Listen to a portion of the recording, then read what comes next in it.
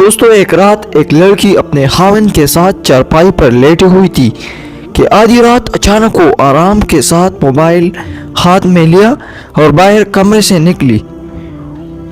اس کا خاوند کو شک ہو گیا کہ میری بیوی کیا کرنے باہر نکلی۔ تھوڑی دیر بعد اس کی بیوی واپس آ کر آرام کے ساتھ اپنے خاوند کے ساتھ چارپائی پر لیٹ گئی۔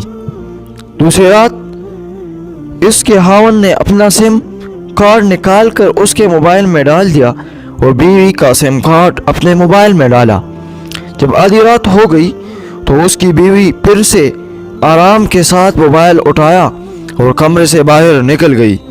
خاوند کو اور شک ہو گیا اور انتظار کر رہا تھا کہ اب کوئی تو اس کے نمبر پر کال کرے گا، لیکن کسی نے بھی کال نہیں کیا اور اس کی بیوی واپس آ کے لیٹ گئی۔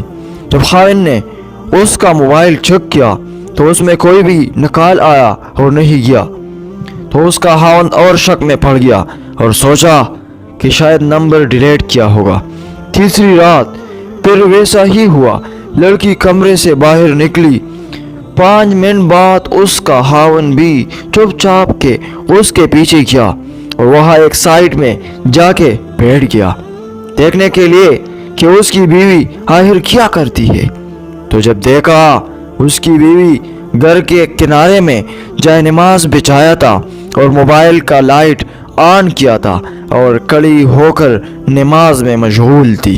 جب سلام پھیرا تو دعا کی، یا رب اگر میری عمر میرے خاوند کی عمر سے زیادہ ہو تو میری آدھی عمر میرے خاوند کو دے دو۔